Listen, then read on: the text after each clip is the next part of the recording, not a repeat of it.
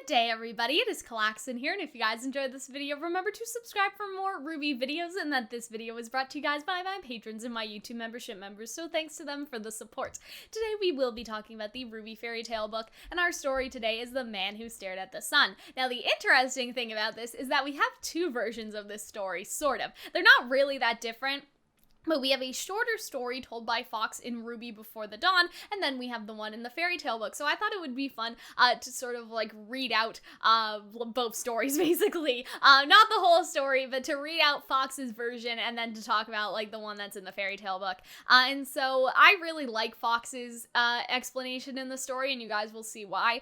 So in Vacuo, there was an old folktale about a foolish man who agreed to a staring contest with the sun. After many days, weeks, and months had passed, through which the sun refused to set, the sun finally looked away and capitulated to the man. In exchange, he had given the man and his children's children the best crops in Remnant. Not long after the man began staring at the sun, he lost his sight, but he was very good at faking it. He had nothing left to lose, so he pretended that everything was fine. He kept his eyes open, but was blind for the rest of his days. Fawkes is like, oh, you know, sometimes in order to win something, you have to give up something important. Well, his uncle's like, well, I think the moral is don't stare at the sun, but okay. And so I really like this. Whenever someone asked Fawkes what happened to his eyes, he told them that he had won a staring contest with the sun. Usually an extra comment like, I wish I could have seen the look on his face when I beat him, or honestly, it was just blind luck. Sometimes he wondered what it would be like to see, but Fawkes guessed he had become more powerful because he couldn't. And I really like this retelling and what it means to Fawkes. Like, in a sense, like, this is,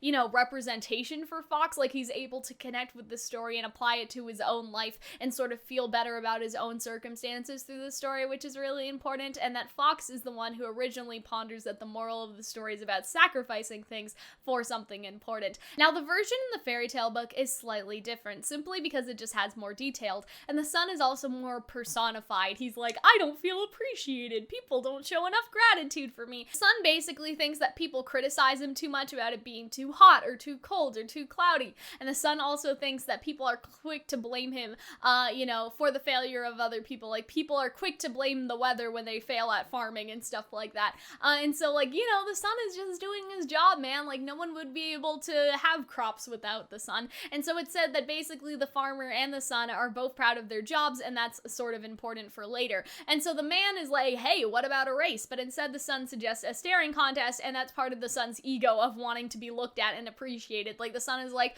no one looks at me, and I don't know why, but obviously it's because he's too bright, and you shouldn't stare at the sun or you'll go blind, all that sort of stuff. This fairy tale is really sad in a lot of ways, especially when you keep in mind that the farmer cannot see as soon as he looks at the sun, because there's a lot of dialogue from the sun like, look, you've made your wife upset, and all that stuff, and the wife is just like, nice try, like, he won't look away from you, like, go get him, honey, like, sort of like that, but she doesn't know yet. And then the sun also is like, I bet watching your children so hard at work would fill you with pride, because obviously this man is staring at the sun, so the kids have to sort of pick up the work on the farm because the man can't do it anymore, and the man is like, I'm proud of them whether I can admire them or not, because he can no longer see. And I'm like, damn, like, that's pretty fucked up.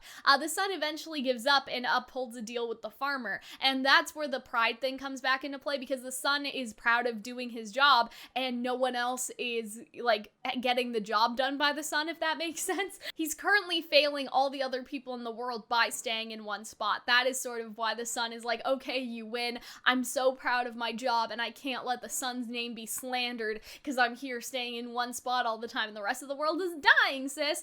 And then we find out that the farmer originally said a race because his semblance is to cross great distances in the blink of an eye, and that's why the sun was like, nah, I've seen you run around, that's why I suggested a staring contest, you can't trick me, right? That's sort of the idea there. And you know, it's very bittersweet because he says he loved to travel all over Stannis and take in the continent's wonders, and now he no longer can, right? And so that's really bittersweet. And so the sun is mad that he's basically been tricked, right? Because you know, the man is like, yeah, I went blind the moment I looked at you, but I still stared anyway, right? But you know, since the man has already lost so much, the sun just lets it go. So by tricking the sun in the first place, you sort of get this idea of like, oh, you know, the people of Vacuo are like that. Like they're using everything they can to survive, even if they need to trick people and stuff like that. But Ozpin says that he likes this original story better because it reflects Vacuo better, which is making the most out of a bad situation. So basically he's saying that the popular story of the man being blind in the first place is like, yeah, do anything you can to trick people and like take stuff from them because you're stronger, which like is an interpretation of Vacuo culture that we have heard in the show and in the books.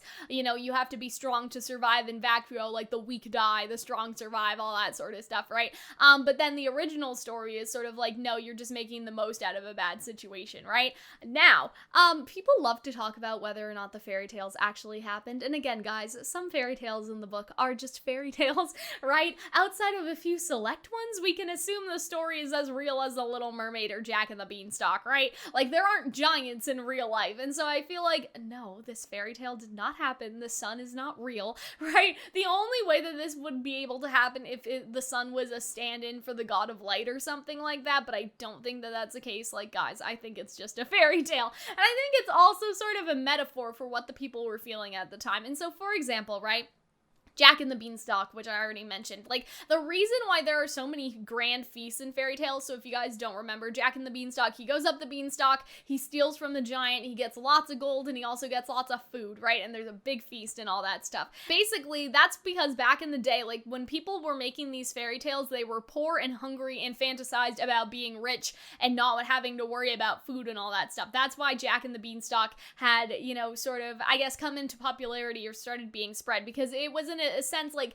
an escapism, like you escape into this fantasy of, you know, being this boy who steals from the giant and your stomach is full, when in the reality, like, lots of people were probably hungry. And also what's important is that the giant was supposed to be a metaphor for like lords or kings at the time, and so this was a way of sort of talking shit without, you know, without getting in trouble, without getting beheaded. Like, stealing from the rich and becoming satisfied yourself is very common in fairy tales, because that was the unattainable dream, right? And so the giant is sort of like, oh no, that bears no resemblance to the king. It's a giant. Giants aren't real. Like, is the king a giant? No. Like, there was plausible deniability, and so the people could sort of, you know, talk shit about stealing from the rich and stealing from the king without getting in trouble. And applying that mindset to this, I would say that the sun, in a sense, could also be the metaphor for someone that can give you a lot of prosperity, in a sense, because there's no stealing money, right? It's just, give me successful crops for the rest of my life so my family can be fed, satisfied, and I can make a good amount of money to support them, like my children and my children's children, right? So one interpretation is like, you could see the sun as like a wealthy lord or something like that. But I actually think that this fairy tale is just trying to comfort people about natural occurrences. And so I talked about this in another video. When people can't